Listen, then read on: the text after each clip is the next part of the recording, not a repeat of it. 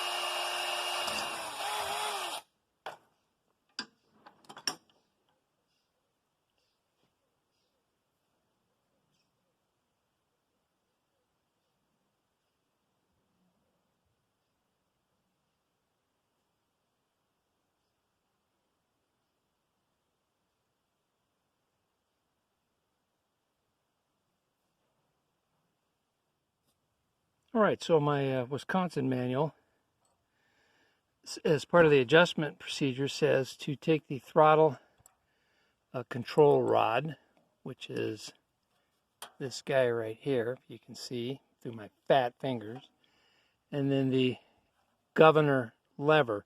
What you do is you disconnect those two and you push the governor control lever all the way forward, and then you screw this rod, which is connected to a little swivel block right there on the throttle shaft. You screw that all the way forward until the bent portion of the rod right there registers with the hole on the governor control arm. And then you reinsert it, put the cotter key back in. And then it is, that's an adjustment for full throttle. And then what I've done, going through that manual again, I've got my spring in the lowest hole. I'm going to set this thing up for 1800 RPM maximum. I mean, you can go clear up to 3200 on these things, but I mean, we're talking a 70-year-old engine, and I'm not going to run it at 3200 RPM. So this is the little adjustment, governor adjustment shaft that I made, and I just went into my hoard and found a chunk of rod. It's threaded for 1032. And you saw me file the end here and drill it. That's where the spring's going to connect. That guy right there. I made this bracket for it just out of some scrap aluminum angle iron. Drilled a hole on this end right there, threaded that for 1032. I'll screw this in, hook it up, and start the final adjustment procedure.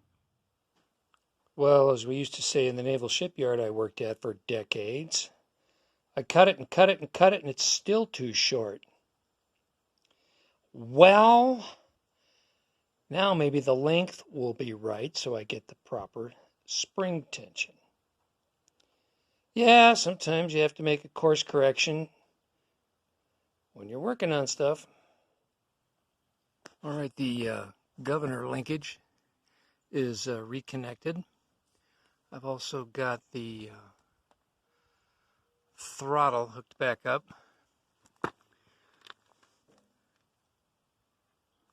Got a spring here connected to the opposite side of the governor control rod to counteract the tension of the spring there.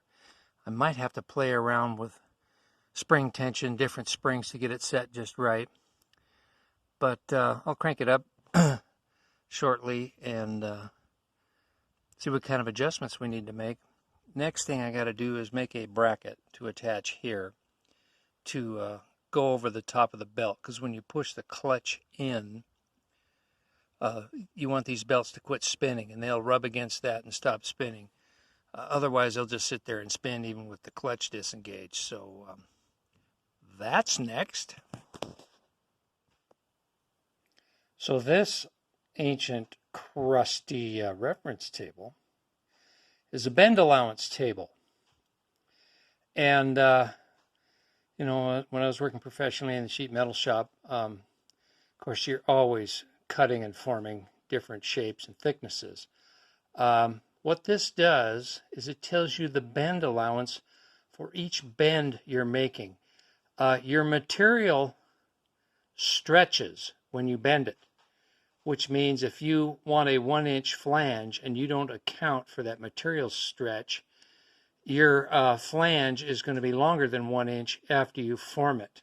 So what this does, depending on your material thickness, it tells you how much to subtract off of each bend when you're laying out your material in the flat. So when you form it up, each outside dimension will be the outside dimension you want. This chart is getting to be pretty much unreadable. I need to go in on the computer and make it up again so it's a little more readable. The general rule of thumb is for each 90-degree bend, subtract 75% of your material thickness. And that will get you pretty close to where you need to be. Yeah, well, I've had this thing since 1980, so it makes sense that it's crusty. And if you look real close, that's where I worked for many, many years. This was in my toolbox for many, many years, and it shows the wear and tear. It also gives you different radiuses. Whoops, don't know if you can read that. And then the corresponding amount of material to subtract depending on your material thickness. Your material thickness is in this column. And this is, sorry for my metric friends, this is all imperial. Fractional dimensions converted to a decimal point in thousandths of an inch. And the instructions down here, which are no longer readable, and then it gives you a basic formula down there to accomplish it. But basically, to simplify this chart, just subtract 75% of your material thickness for each 90-degree bend. You're going to be in good shape.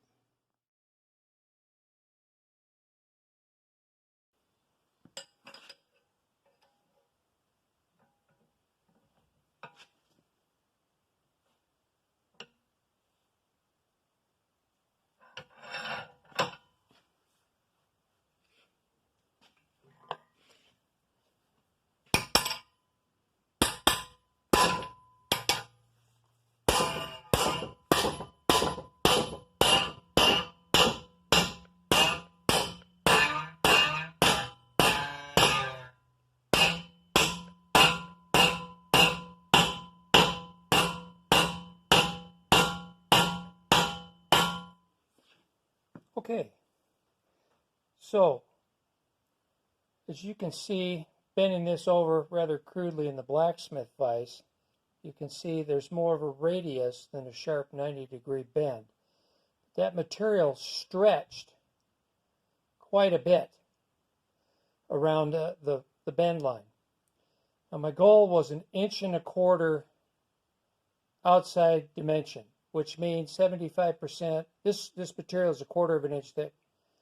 So 75% of 1/4 inch is 3/16. So when I laid this out in the flat, I subtracted 3/16 of an inch from here off the length. And then when I formed it around, or when I bent it, this material stretched. I was after 1.25 inches. I don't know if you can see that or not.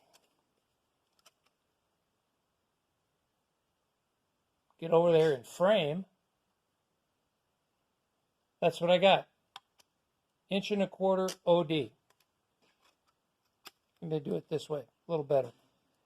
Maybe a tad over, maybe 1/16 of an inch over, but close enough for what I'm doing. That's why I went through all of that lengthy explanation about that bend allowance chart. I went a long way around the bend to show you what I was trying to achieve. Anyway, I've got it.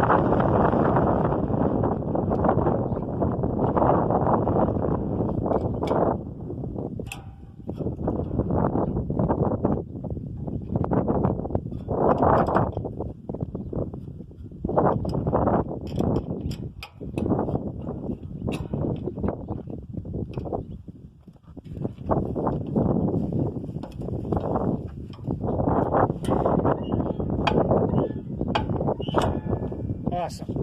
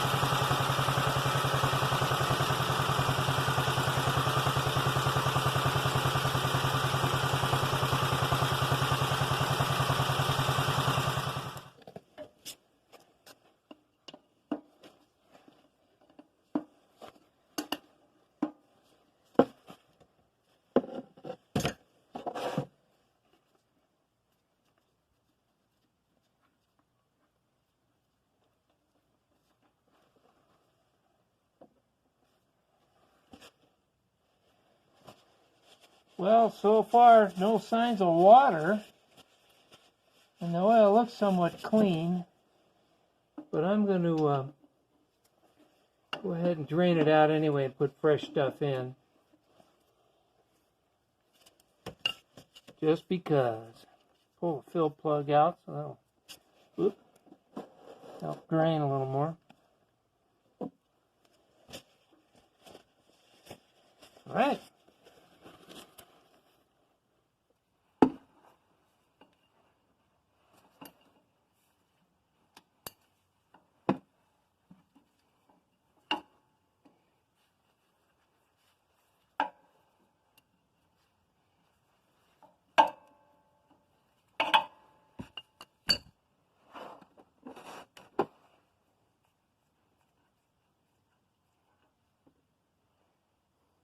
A little muddy. Looks like a little sludge in the plug too.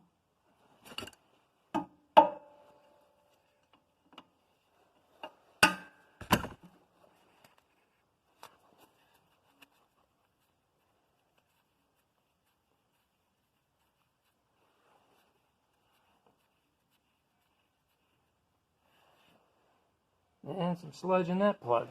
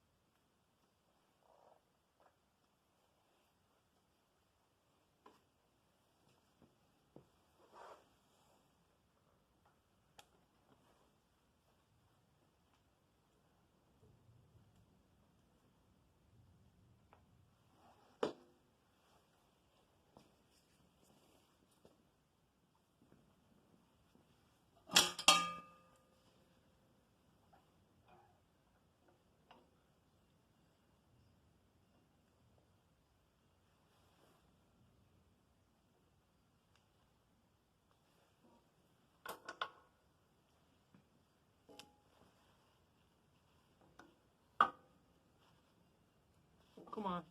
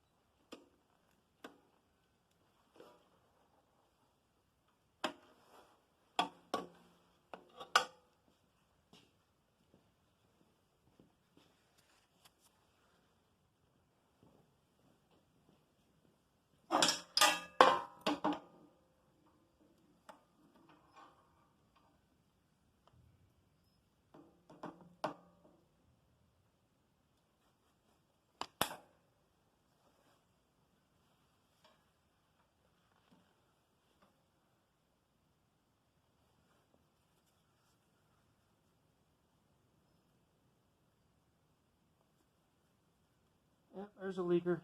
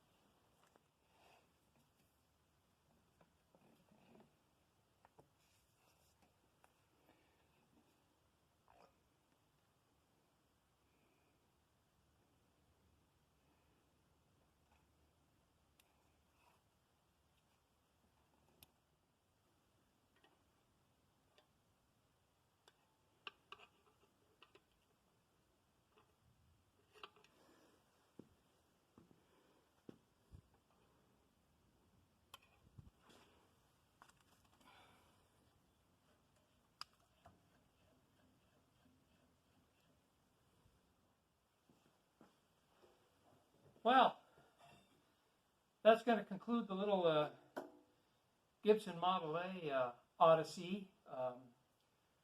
You got to see me go around the thing and service the gearboxes and give it a lube job and go around and hit some of the pivot points with a oil can. I didn't film all the pivot points. I mean, there's a million pivot points, but I kind of gave you the general idea of what I was up to.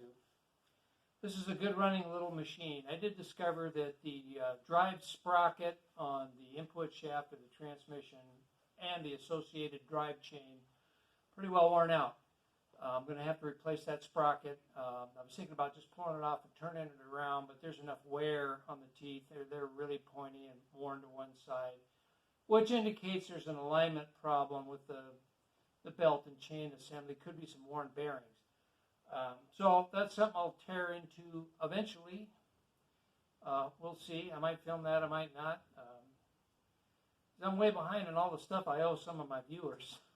So this was just a total off the wall, out of the blue, thing that just fell in my lap. And so, well, what the heck, make a video out of it. So anyway, it was fun. I enjoyed doing it. Hope you enjoyed it. And oh, and hey, there's weird stuff going on with YouTube. I've had a couple of new subscribers, and they've left me comments.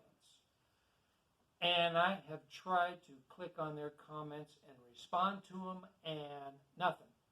Can't find the comment anywhere. It's there on the notification, not on the video. When I click on the comment within the notification, it disappears. So that's a YouTube thing. It's not me. I'm not ignoring anybody. I don't want to ignore anybody. I appreciate y'all watching and just, seeing me goof around with what I do. But just to let you know, weird things happen in YouTube once in a while. Glitches, algorithm goes awry, who knows? But anyway, that's going to be it. Thanks for watching, and we'll see you on the next one shortly.